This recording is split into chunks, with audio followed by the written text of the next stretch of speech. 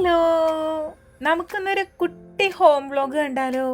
ഇതിപ്പോൾ വൈകുന്നേരത്തെ കാഴ്ചകളാണ് കേട്ടോ. സ്ഥിരം എല്ലാ ദിവസവും ഇത് തന്നെയാണ് ഇപ്പം എൻ്റെ വീട്ടിൽ അരങ്ങേറിക്കൊണ്ടിരിക്കുന്നത്. എപ്പോൾ നോക്കിയാലും മരം വെട്ടൽ എന്നെ മരം വെട്ടൽ. ജാതി വെട്ടി, പ്ലാവ് വെട്ടി, തെങ്ങ് വെട്ടി. സത്യം പറഞ്ഞു കഴിഞ്ഞാൽ എൻ്റെ മനസ്സിന് ഒട്ടും സന്തോഷമില്ലാത്ത കാര്യങ്ങളായിട്ട് ഇതൊക്കെ. പക്ഷെ വെട്ടേണ്ട അവസ്ഥ വന്നാൽ വെട്ടല്ലാതെ വേറെ നിവൃത്തിയില്ലല്ലോ. നമ്മുടെ മാങ്ങ സീസണൊക്കെ ഏകദേശം അവസാനിക്കാറായി. അപ്പം എൻ്റെ ഒരു കൊതിക്ക് വേണ്ടിയിട്ട് ഞാനൊരു 5 മാങ്ങ എടുത്ത് അരിഞ്ഞ് മാങ്ങാത്തിൽ ഉണക്കാൻ വേണ്ടി വെച്ചേക്കുന്നതാണ് കേട്ടോ.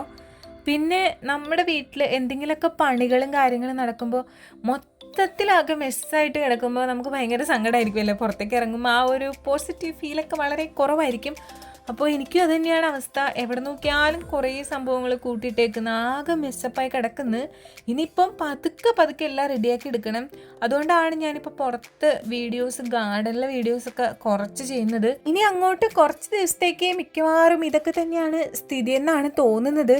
പിന്നെ എല്ലാം നല്ലതിനാണല്ലോ. ഒരു വീടിനെ സംബന്ധിച്ചിടത്തോളം മതിലും ഗേറ്റൊക്കെ വളരെ നെസസറി ആണല്ലോ. അപ്പോൾ ആ ഒരു സംഭവങ്ങളുടെ പ്രിപ്പറേഷൻസും കാര്യങ്ങളൊക്കെയാണ് ഇപ്പോൾ നടന്നുകൊണ്ടിരിക്കുന്നത്.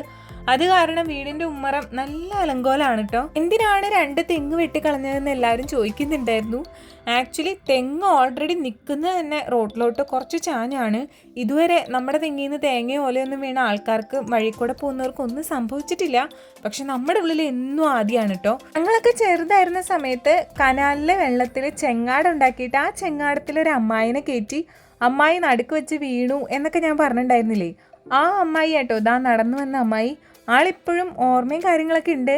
പക്ഷെ നല്ല വയസ്സായിട്ടോ. അന്നത്തെക്കാളും ഒത്തിരി ഇപ്പം വയ്യാതൊക്കെയായി. ആക്ച്വലി അമ്മായി എന്ന് വിളിക്കുന്നത് എൻ്റെ റിലേറ്റീവ് ആയതുകൊണ്ടൊന്നല്ല കേട്ടോ.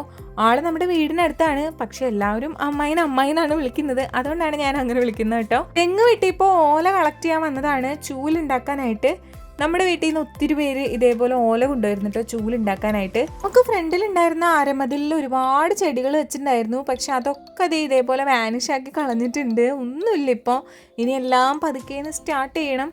പിന്നെ ഇന്നത്തെ ഈവനിങ് ചായക്ക് കട്ട്ലറ്റ് ആയിരുന്നു. വീട്ടിൽ തന്നെ ഉണ്ടാക്കിയതാണ്. എൻ്റെ ഫ്രണ്ടാണ് കേട്ടോ ഉണ്ടാക്കിയത്. അപ്പോൾ എല്ലാവർക്കും ബായ്.